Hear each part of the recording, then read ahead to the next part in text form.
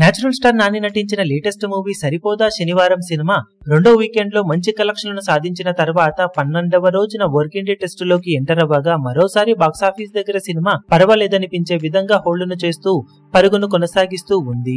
Cinema already break even ను అందుకోవడంతో ఇక మీదట వచ్చేవన్నీ కూడా ప్రాఫిటేనని చెప్పవచ్చు.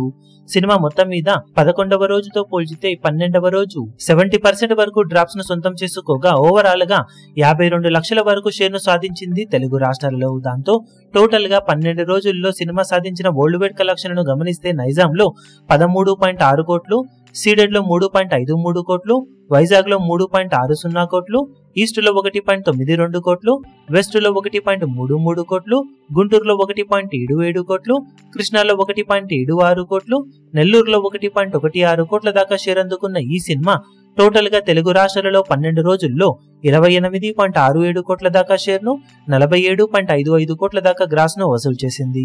Karnataka, Tamil, rest of India మొత్తం మీద 6.85 కోట్లు, ఓవర్సీస్ లో 11.91 కోట్ల దాకా షేర్ అందుకున్న ఈ సినిమా టోటల్ వరల్డ్ వైడ్ గా 47.43 కోట్ల దాకా షేర్ ను, 87.50 కోట్ల దాకా గ్రాస్ ను వసూలు చేసింది.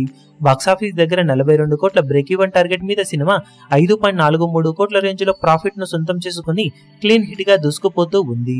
ఇలానే మిగిలిన రోజుల్లో కూడా పరుగును స్టడీగా కొనసాగిస్తే దేవర సినిమా వచ్చే వరకు కూడా సినిమా కలెక్షన్ల పరంగా జోరు చూపించడానికి ఛాన్సెస్ అయితే ఉన్నాయని చెప్పవచ్చు. ఈ వీడియో మీకు నచ్చినట్లయితే లైక్ చేయండి, షేర్ చేయండి, ఛానల్ ను సబ్స్క్రైబ్ చేయడం మాత్రం మరవకండి. ఏ చిన్న అప్డేట్ ను మిస్ అవ్వకూడదు అనుకుంటే బెల్ ఐకాన్ ను ప్రెస్ చేయండి.